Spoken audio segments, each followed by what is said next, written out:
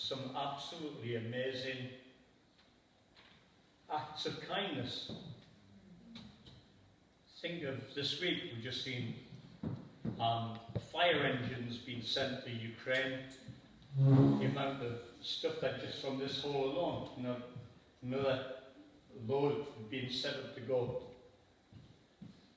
The kindness from around the world has been phenomenal. But when does an act of kindness become righteous?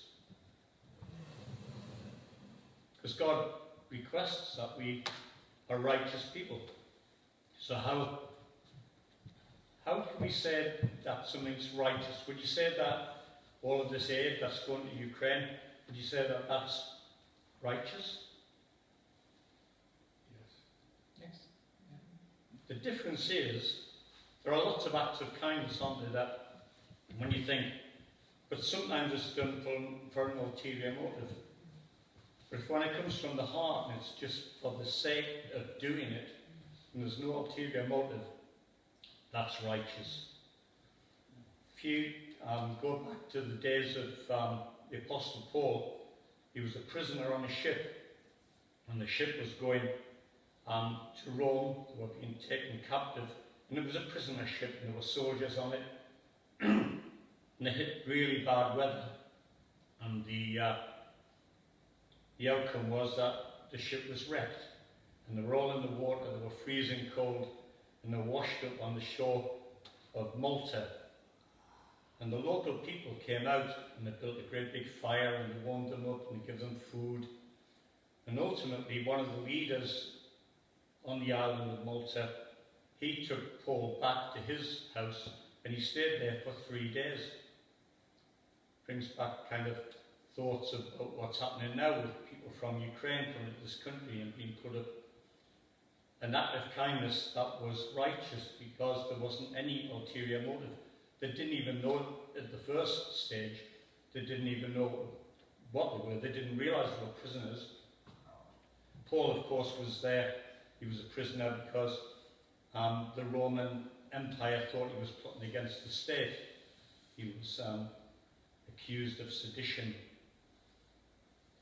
Paul talked about all these things that happened to him, not out of bragging, but out of a sense of God being with him all the way through. I was coming this morning, and where I live, it's a big caravan park, and the lad who sells the caravans and lodges there, I kind of drove past him. I stopped for a minute. I usually say hello to him. His name's Mike. Mike's he's a Christian, and he kind of has his ups and downs with God, and he's always arguing with God, but he's got a love for God.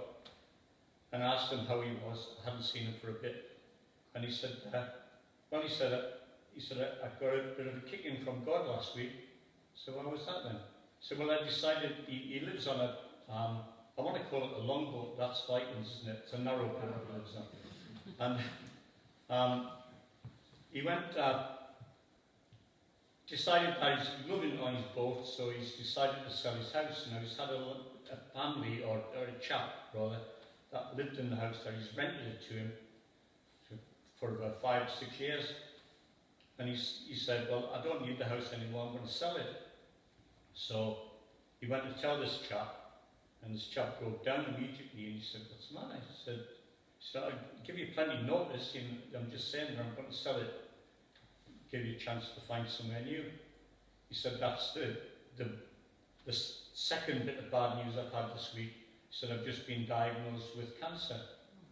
Pretty badly. He was fairly well down the road. Mike said it, so I went home, and I thought, do I need to sell the house? So he said, I went to him, I knocked on his door, and I said, I've decided not to sell the house. He said, in fact, you can live here rent-free. Is that an act of kindness? Yeah. Is it righteous?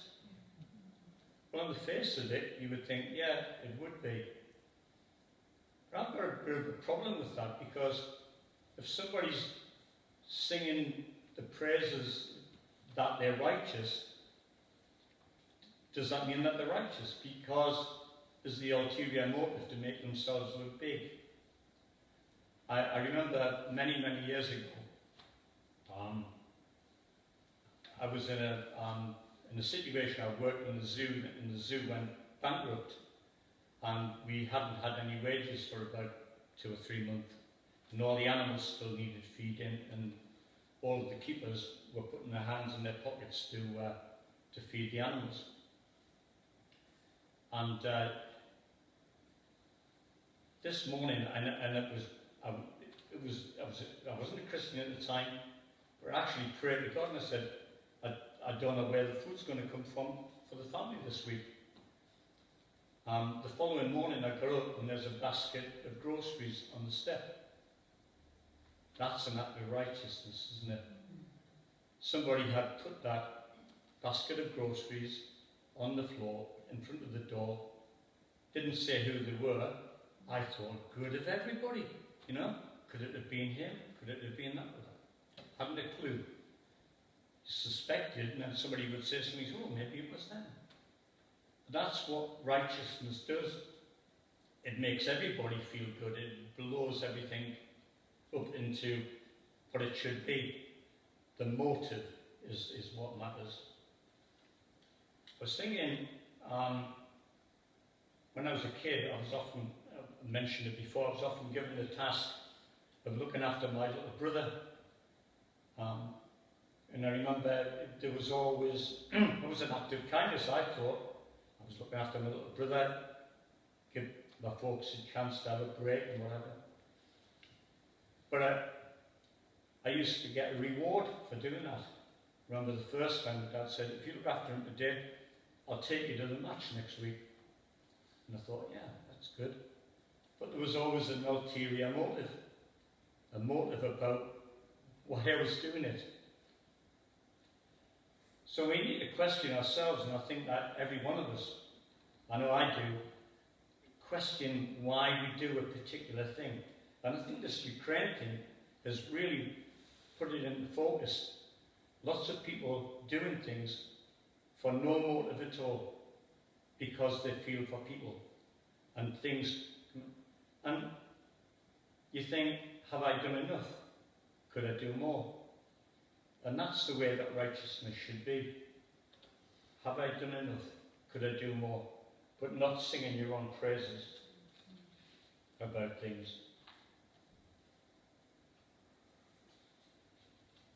In Luke chapter 6, it talks about kindness and hospitality, but it also says that when you lend somebody something, you shouldn't expect anything back in return.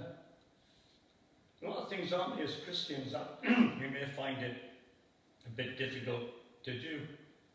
Like the scriptures say that we shouldn't take a brother to court. That we expect that if we're done wrong, then, we should accept that. These things happen. But that kindness element of things, have you ever loaned someone something, and then expected that you're going to get something back in return? Have you ever said, no, I have. Oh, I'll ask him to do it, he owes me a favour. Yeah? Do we trade favour for favour? Interesting thought. It's the motive that counts. I worked on a project taking Przewalski wild horses back into the Gobi Desert. I didn't realise at the time, but I found out later that I'd got an ancestor who was from Mongolia. And I felt really at home with the native people there, because the hospitality was absolutely fantastic. They didn't have anything, didn't have much, but what they had, they shared. Do we do that? Do we share what we've got? They have this milky tea that's made from yak milk. It is vile.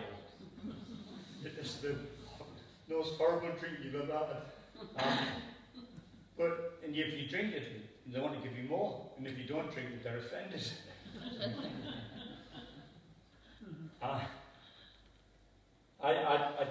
That sort of area, usually you find that peoples that have got very little are prepared to share it more than people who have got a lot. Have you noticed that? Think of the people that you know. Think of the most wealthy person that you know. Most of them, not all of them, but a lot of them are skinflints, aren't they? They just wouldn't give you anything. And that's how they've got money, probably. That's how they've done it. But there again, you look at the poor areas. I grew up in an old industrial heartland and on the Tyne. And if you look at industrial places like that, when I was a kid, nobody ever locked the door. You would just be able to walk into somebody's house. You didn't knock, you just walked in, because that was it. And it's the same with the Mongolian people. And the Gobi, they don't expect people to knock, they expect people to just come straight in and welcome them. And then when they're going somewhere, they give them something for the road, to help them on their way. It's a heart condition. It's righteous, and that is righteous because you're not expecting anything back in return.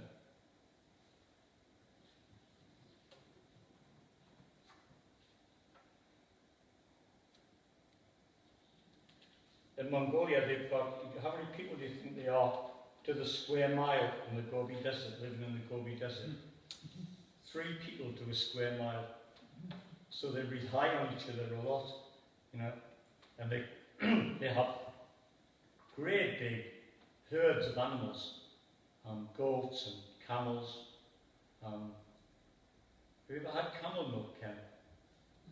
No. No. Gives you the hump. Camel milk's really nice, but they're really difficult things to milk because they're picky.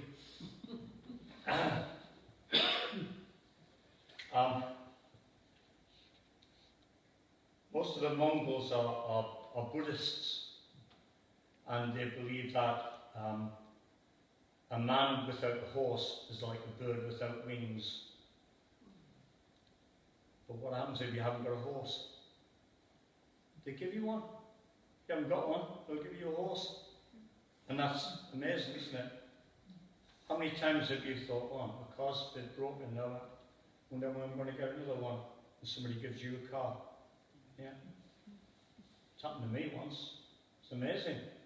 Somebody had a car in their garage, and my car was off the road, and he said, I have that one. That's an act of kindness, righteousness, because there was no ulterior motive. I like that saying, a man without a horse is like a bird with no wings. This part of our Bible that we're going through at the moment, that we've been taking turns in going through, Ken give us an outline on what to do, and at the top we had on the Beatitudes. And I think that sums them up, doesn't it? Attitude. What's your attitude to what the scripture says? And how do we formulate our thoughts around an attitude? And we should be always questioning attitude. The close word to righteousness is merciful. Have you thought when you've been watching television and you've seen a really horrible act like the president of Russia decides to bomb Ukraine? And do you feel inside that you really, really think that is so unjust, so unrighteous? How do you feel about a man that does that sort of thing? Very easy to get annoyed, isn't it? When you look on some of the things that happen, child molesters and people like that. they're heinous crimes, aren't they? And we find it really, really difficult to come to grips with what people do. But how do we feel about that person? That's sometimes a really, really difficult one, isn't it? But that righteousness goes hand in hand with mercifulness. Have you ever thought, you've been watching something happening, some horrible crime, and you thought, oh, I think you should hang him or her. It's easy, isn't it, to be taken up with the moment and thinking that should happen. He deserves a good hiding, people say, don't they, for doing such a thing. But is that righteous? Is that the way that you should feel? I know I feel it really, really difficult sometimes. Something happens and you say, oh, that needs to happen, or this needs to happen. But that righteousness comes to play when it comes to mercifulness. Are you a merciful person? Am I a merciful person? Sometimes I think, yeah, I'm not too bad in that score.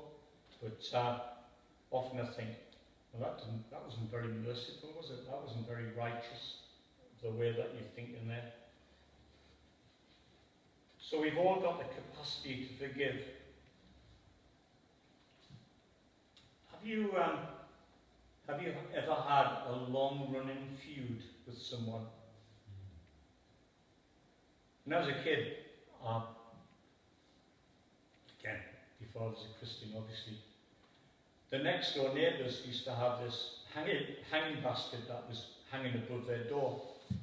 And they used to leave it there all year and plant it in the summertime with the plants growing out of it. But this winter, we were playing snowball fighting as you did when you were a kid.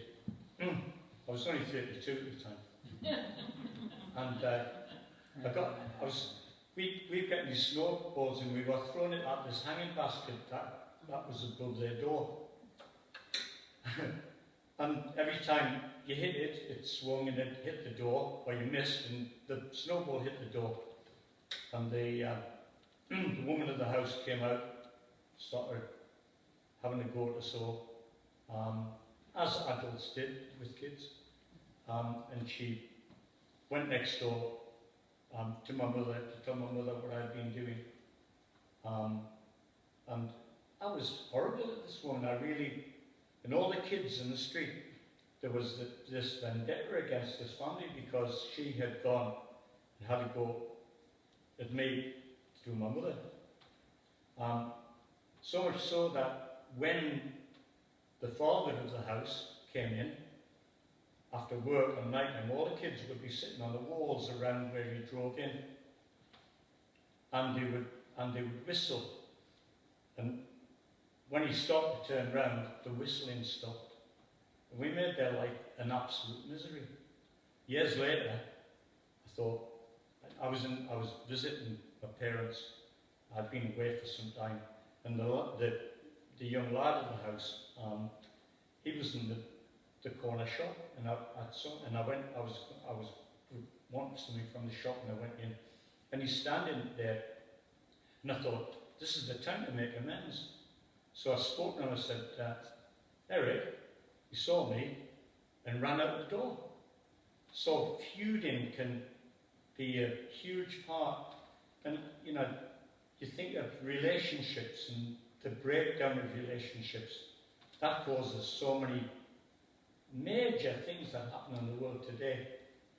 But we all do it, or we're all capable of doing it. So there's something to take away, and I'm just thinking as I'm saying that, there are 2 or 3 relationships that, usually it's families, isn't it, that I need to put right, and that's something to, maybe you've got the same, maybe you haven't, but it's something that feuding relationships tends to be a big part, but it's not righteous. And as Christians, it says that I should be righteous, no matter how difficult it is. There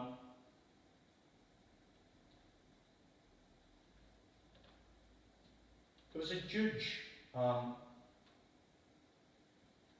that I heard of, and he's sitting on the bench, and one of the cases that he was trying at the time, this chap was brought in and put into the dock, and he realised that it was his old friend from when he was at school. He heard the case, and this chap said he was guilty. There was no doubt he was guilty. And what did he do? He was his best friend when he was at school. Does he give him a lesser sentence because he's a friend? What does he do? So he gives him the maximum sentence that he could and finds him a big sum of money. And then he, the judge, pays the fine. It's a bit like Jesus with us, isn't it? Jesus paid our fine. It's a bit of a level that when you think about it. You know, somebody lays down their life, that's the fine. The fine is, now that was the biggest act of righteousness that you could ever have when Jesus laid down his life for us.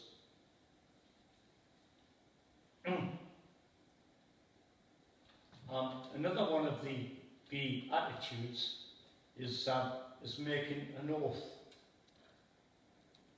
So, have you ever said to somebody, I'll do that, and then you haven't done it? Is that an oath? Have you made a promise that you're going to do something? Yeah, it's an oath, isn't it? Has anyone been in a court of law? Has anyone been on jury service? No? Yeah? What do they do when they swear in the jury? You have to take an oath. I remember being sworn in the jury, and then but before that, they ask you questions to find out from both the prosecution and the defence. Before I took an oath on this particular one, I knew the accused, so I had to say, well, I can't be on this jury because I know him. He did his community service at Weatherhead, and it was a murder trial. So I went, I stood down, and they put me onto another case. But you take an oath. And the Scouts, Mike, do they still do an oath in the Scouts? They do, yes. Yeah. What do they promise in an oath? To do my duty to God and the Queen, help other people, and to keep the Scout law. Yeah. Not change then. No. Over the years. Yeah, it's been that for a long, long time, isn't it? An oath. If you're a witness in a court case, you take an oath. Sometimes, when you're signing a legal document, they ask you to go in to see a solicitor, and you take an oath. As a Christian, do we need to take an oath, or should our yes be yes and our no be no? And I think we're all guilty of sometimes just not keeping our promises. And the promise is really an oath. If you think about in any walk of life, does anyone, did Ken, when you were in the army, did you sign the Official Secrets Act? Yeah. Yeah? I can't tell you about it. You can't tell me. Yeah. I remember when I first left school, I worked in the shipyards before I went to the zoos. I was there for a very short time. And because we were working on frigates and things like that, you used to have to sign the Official Secrets Act. It was pages long. You never read it. You just said, has anyone had a time when they've actually taken an oath on something? How many people are married? take an oath, don't you? You take an oath. I think sometimes we don't see things in their simplest form. So righteousness, given our word, they're all part and parcel of being people that are representing God. Jesus made an oath. His oath was that he was going to lay down his life for us. Did he do it? Yeah. Yeah, and hell. He went the extra mile, didn't he? Just for me and you. So, can you put your hand up if you're righteous? Put your hand up if you'd like to be righteous. I'll leave you with that thought.